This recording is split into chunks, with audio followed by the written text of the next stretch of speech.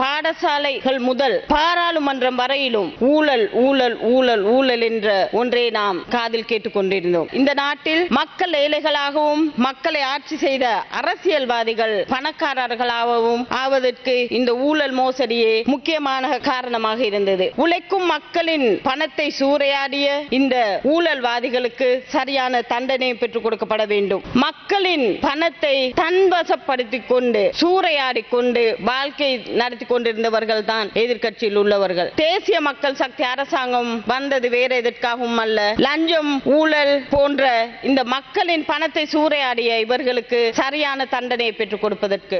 அரசியல் கட்சிகளுக்கு வருகின்ற நிதி சம்பந்தமாகவும் அந்த நிதி எங்கே இருந்து வரப்பட்டிருக்கின்றது, அது எப்படி அந்த நிதி பயன்படுத்தப்படுகின்றது, எந்த நாட்டிலே இருந்து வந்திருக்கின்றது, எந்த அமைப்புகளினாலே நிதி வந்திருக்கின்றது என்பதனை விசாரணை செய்வதற்கான எந்த ஒரு செயற்பாடும் இல்லாத ஒரு நிலைதான் காணப்படுகின்றது. நாட்டிலே இருக்கின்ற பிரளயங்கள், பொருளாதார ரீதியான பின்னடைவுக்கும் ஆர்ப்பாட்டங்கள், நாட்டை பிரட்டுவதற்கான சதி முயற்சிகளுக்கும் இந்த அரசியல் கட்சிகளுக்கு வருகின்ற நிதி, அந்த நிதியின் மூலம் தான் இந்த பிரச்சனைகள் இந்த நாட்டிலே கூடுதலாக நடைபெற்று வருகின்ற ஒன்றாக காணப்படுகின்றது. இந்த அரசானது அதற்கான நடவடிக்கையை மேற்கொள்ள வேண்டும் என்று இந்த இடத்திலே குறிப்பாக கூற விரும்புகின்றேன். பாதுகாப்பு அமைச்சர் ஒரு விஷயத்தை கூறிக்கொள்கின்ற விரும்புகிறேன். திகன, பேருவல, கென்றி போன்ற இடங்களில் நடந்த வன்முறைகளில் பாதிக்கப்பட்டவர்களுக்கு நீதி கிடைப்பதோடு அது சம்பந்தமாக ஜாதிவாதி கருத்துக்களை பரப்பிய அனைவர் மீதும் ஒரு விசாரணை கமிஷன் ஒன்றை ஏற்படுத்தி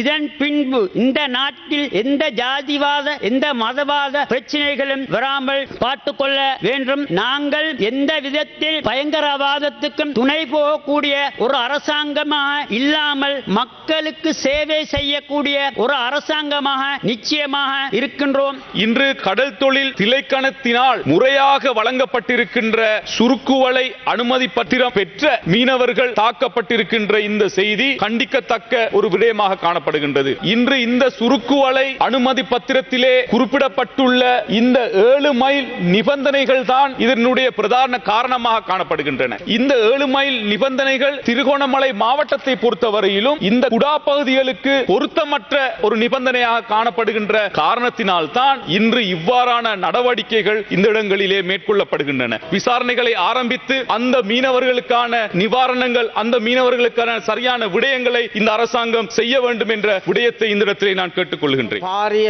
ஒரு வருமானத்தை போகிறது சேவைகள் எமது வடபகுதி மக்களுக்கான இந்த ரயில்வேகள் மூலம் பெற்றுக் கொண்டிருந்தது.